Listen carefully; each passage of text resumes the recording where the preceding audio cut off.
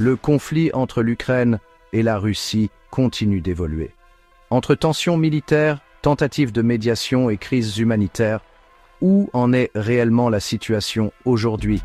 Dans cette vidéo, nous faisons le point complet sur l'état du conflit, ses répercussions et les perspectives d'avenir. Depuis février 2022, l'Ukraine fait face à une offensive militaire de la Russie.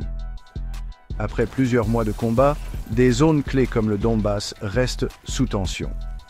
Récemment, de nouvelles avancées et contre-offensives ont modifié la dynamique du conflit. D'un côté, l'Ukraine, avec Volodymyr Zelensky et son gouvernement, soutenu militairement par l'Occident.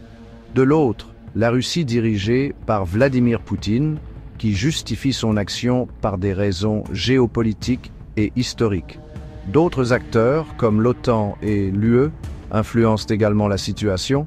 Le conflit dépasse largement les frontières de l'Ukraine. Hausse des prix de l'énergie, instabilité économique, montée des tensions diplomatiques. Les conséquences sont mondiales et touchent aussi bien l'Europe que d'autres continents. Récemment, les attaques se sont intensifiées.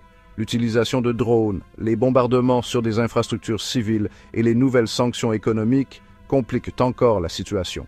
Plusieurs tentatives de médiation ont été entreprises par l'ONU, la Chine et la Turquie.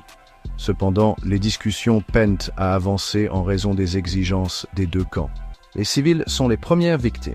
On estime que plusieurs millions de réfugiés ont fui le pays et les besoins en aide humanitaire sont colossaux. Plusieurs scénarios sont envisageables. Une intensification du conflit, un gel des positions actuelles ou une sortie diplomatique. Les États-Unis, la Chine et l'Union européenne jouent un rôle clé. Leur soutien ou pression diplomatique pourrait influencer l'issue du conflit. Les conséquences à long terme sont encore floues. L'Ukraine et la Russie pourraient rester marquées pendant des décennies par ce conflit. Ce conflit a des répercussions bien au-delà des lignes de front. Une résolution pacifique serait bénéfique pour la stabilité mondiale.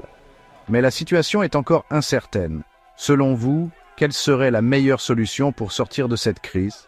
Commentez et abonnez-vous pour ne rien manquer.